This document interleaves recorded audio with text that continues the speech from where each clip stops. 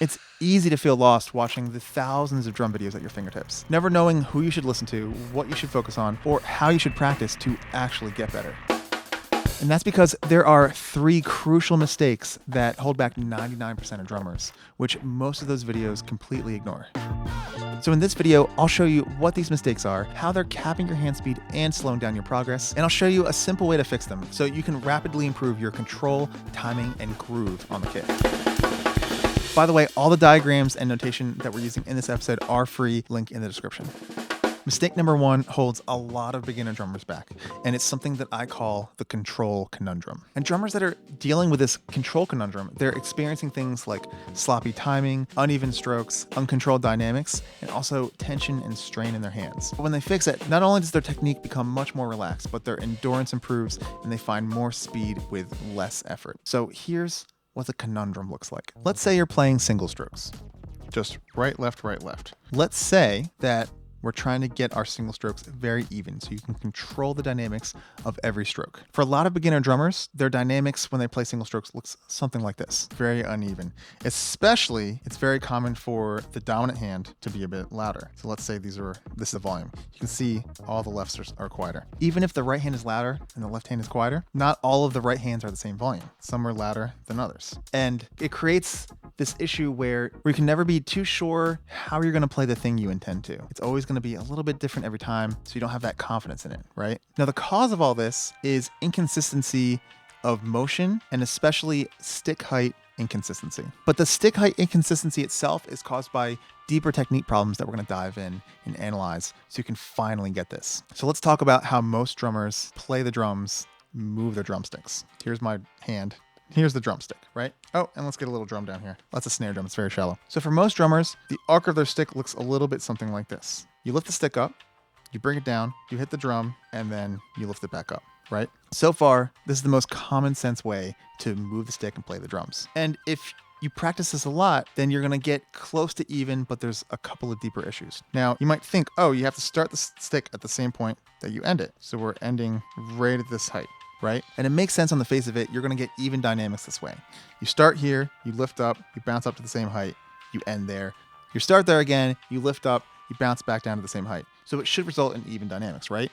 Well, not quite. That's the issue. So in this example, the start point and end point, they're the same, but there's still a problem. And that problem is that the start point is an illusion. It doesn't exist. Here's why. We're starting at this height.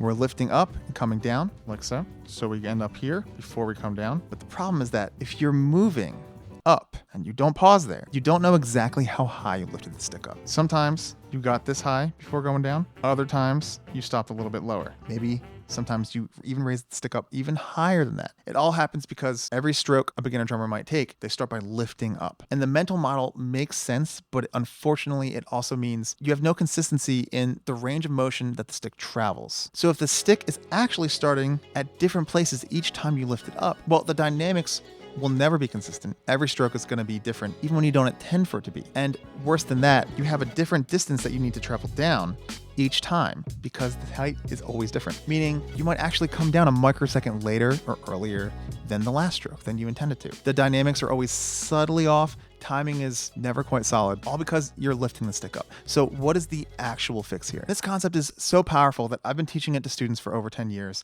And as soon as they learn it, they start improving their groove and timing instantly. We choose our starting height. We go down only, we rebound off the drum, and we end at the same stick height. The secret is to be extremely discerning with the parameters and how controlled they are in terms of stick height, the start point, and the end point. I'm going to give you an exercise to help with this in a second. The key thing to remember here is at all times you're looking for consistent movement and completely consistent ranges of motion. So you're always traveling the same distance with every stroke, and you're always taking the same path with the stick with your hands. This is of course with repeated strokes. You're going to play different dynamics, different patterns all over the kit. But in terms of controlling them and being able to play a stroke at the height you intend to, at the time you intend to, with the articulation you intend to, with the velocity or speed that you intend to, you have to watch all of these things with a lot of detail. So to get that consistency, you need the stick height to be consistent, you need the pathway of the stick to be consistent, and you need the speed to be consistent with every stroke. So if you're always starting at the same height, coming down the same path,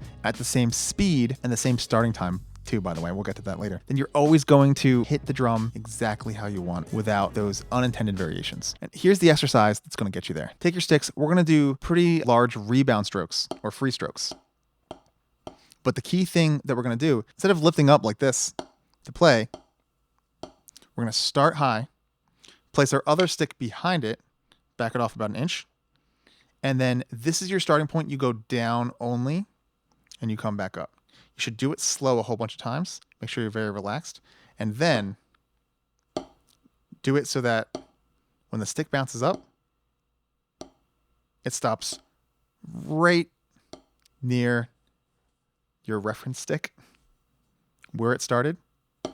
And what you don't want it to do is stop low like that or hit the other stick in the back like this.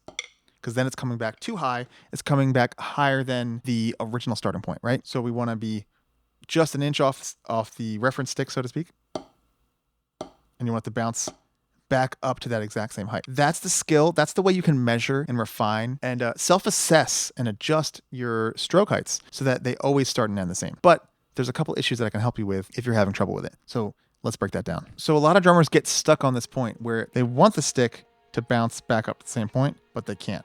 And well, why is that? Well, they're starting, they're coming down, but then this happens right there. You might even be able to have your stick end at the same height, but there's a little bit of a problem area on the way up. And what is going on? This is going to solve a lot of things. If you're dealing with this inconsistency and lack of control, here's what's going on. So for a lot of drummers, it comes down, it comes up, shakes a little bit right there.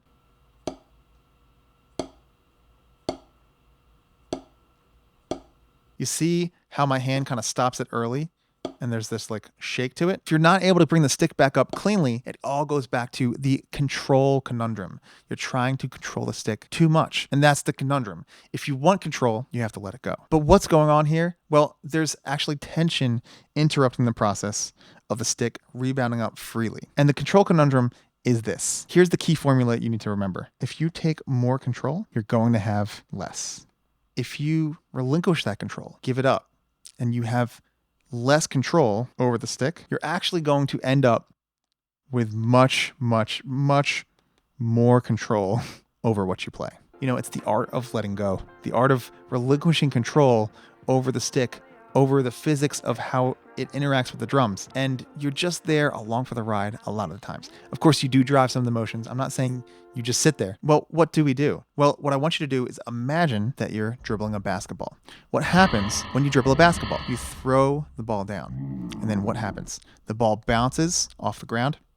It comes back up. It hits your hand and it carries your hand up. So instead of you stopping the basketball or having any sort of like tension to prevent it, you're holding it from going up, you just go up with that basketball. When you do the same thing with a stick, it allows you to effortlessly come back up to the same starting point and you're ready for the exact same stroke a second time. You have way more consistency, not just in your dynamics, but also in your timing because you're ready at the same time, at the same point without lifting up and having the ambiguity in lifting the stick up first. Does that all make sense? But this is just the first mistake holding beginner drummers back. Mistake number 2,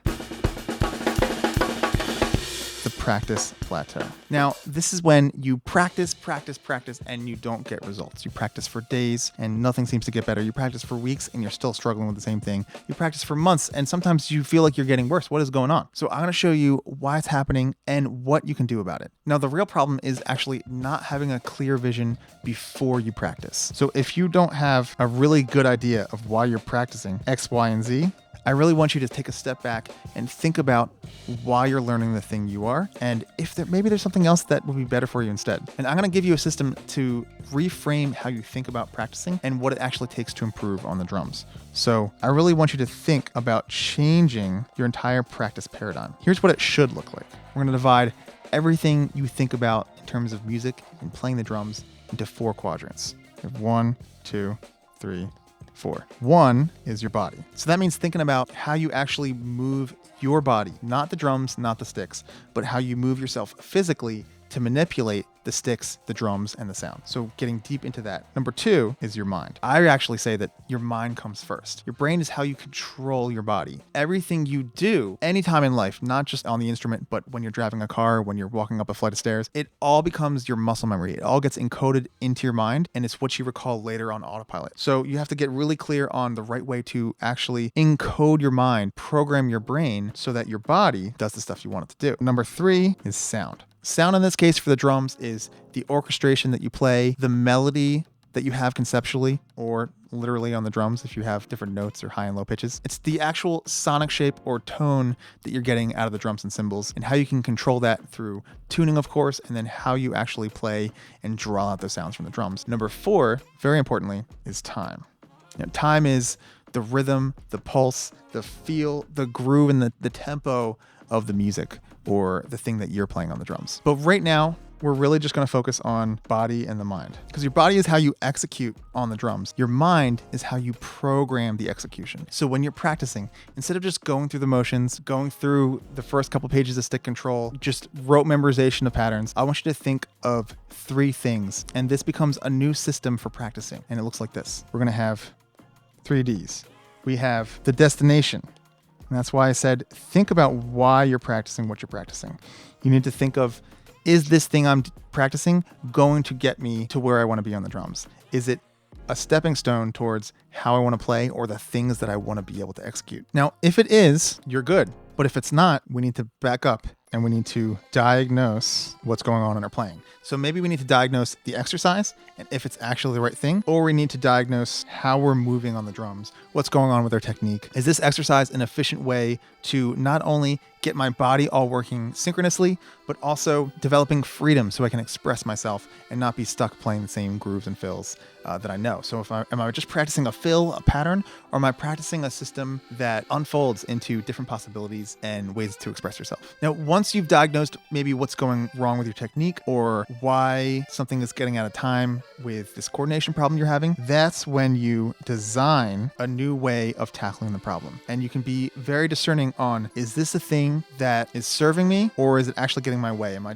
training myself to do the wrong thing and developing bad habits that are difficult to break later? You really want to be careful to design your practice routine, the literal things that you practice, and how you actually look at your technique and develop it over time. You want to be careful with that so that you're not veering off, developing bad habits, and then you have to struggle to break them. If you do this right from the beginning, it's just a whole lot easier. So what does all this look like in practice? Well, I'm going to break that down for you in practical steps by actually taking a look at beginner mistake number 3. And this mistake is something that I call the pattern prison. You probably know what it's like to be stuck playing the same fills over and over and over again, or you can't break out of the grooves that you learned and try something new. You're like, what is going on? I'm just playing something that feels stock, or I just keep going to the same fills. I can't get creative with it. I'm trying to improvise, and you don't know where to go with it, right? So a lot of drummers just feel stuck and they don't know how to break free. Well, I'm going to show you why drummers get stuck here, how to break free from it, and I'll give you a step-by-step exercise that you can do right now that's going to shift things for you and allow you to be much more creative. So let's talk about the why. Why do drummers and a lot of other musicians get stuck just playing the same stuff over and over again? Well, it all has to do with how a lot of us learned in school. A lot of us memorize fills and grooves like we're studying them for a test. And that's great. You want to be able to execute them. But the problem is that we get the mentality of it goes in and we spit it out that way. And that's all we know. We know one way to do this groove. We know how to play this fill. It goes around and ends and we're back. And how else can I do stuff? So if you feel like you're playing these notes and it always turns into the same thing, well, how do you break free? Here's the solution for you. Now, this goes back to the practice paradigm. We need to design a system that allows us to explore ways to be creative. So if we're going to design a system, then we need to know the requirements of that system. In this case, we have a very simple set of needs for this particular system, for this example, which is that it needs to allow us to experiment with and play new phrases that we haven't thought of before. Okay, so what does that actually look like? We need a phrasing system in this case. If we want to play things that we haven't played before, the simplest thing to think about that is, well, I have a set of things that I can do, that I can play in terms of melody and phrase. Rhythms in this case. How many possibilities are there? Maybe I'm just missing a couple. Maybe it's not that many. And in this case, we are very lucky. There's not a lot that we have to think about. All we have to do is explore what I call the rhythmic checklist. We're going to explore all the possibilities for phrasing, in this case, in terms of accents and dynamics, for just 4 16th notes. So let's say we're playing right, left, just single strokes. And we want to be able to play more things with that. We're just stuck going around the drums. Let's break down all the different ways that you can accent within this paradigm. You can accent just the first note, right? Just the second note, the E. You can accent just the third, or you can accent the fourth. So we have 4 possibilities in terms of accenting one note at a time. All of that, if we just break it down with a quick example, would look and sound like this. I'm going to play first accenting 1, then 2, then 3, then 4. 1, 2, 3, 4. 1, 2, 3, 4. 1, 2, 3, 4. 1, 2, 3, 4. 1, 2, 3, 4. But it doesn't stop here, and here's the really cool thing. You can keep going with 2-note combinations. So we have the first and second. We can do just the second and third. We can do just the third and fourth. We can do the first and fourth, second and fourth, first and third. We have 3-note combinations, and there's a lot of those. So if I take this one out, I could do 3, 4, and 2, 3, 4. So in total, the rhythmic checklist contains 16 possibilities in terms of accents and non-accents. And that free PDF with all the diagrams also is going to contain this rhythmic checklist for you. The link's in the description. There's so many amazing ways you can use the rhythmic checklist. And while we're just exploring these accents with single strokes, you can do a number of things to it. It's going to look a little something like this. To keep things steady and simple, I'm going to play quarter notes with my feet, 16th notes with my hands, and then I'm going to play through the entire rhythmic checklist, top to bottom, one measure of each accent pattern.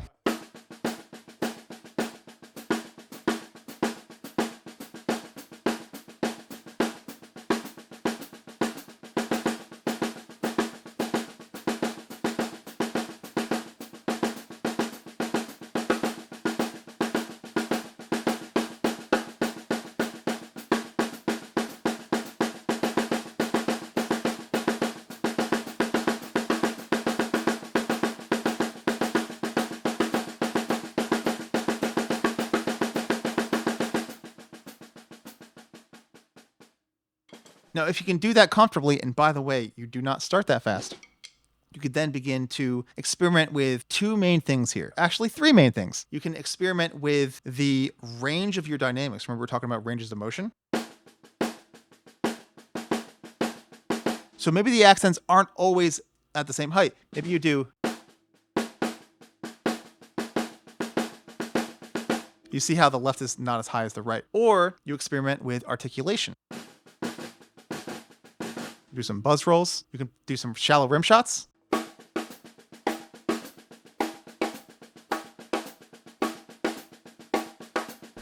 then finally, orchestration. So moving those accents around the kit. Maybe it's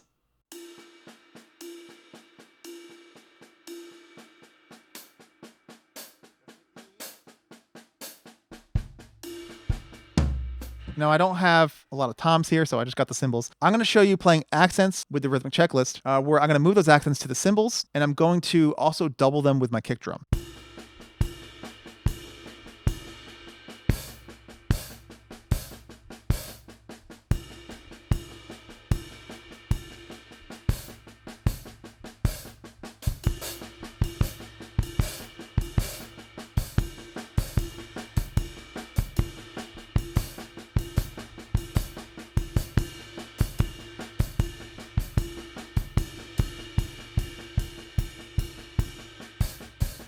Finally, let's mix it up. We're going to mess with the articulations. We're going to go across the toms, the cymbals, play around with different sounds on the ride, see what we get. Okay, I'm going to try to stick to just singles.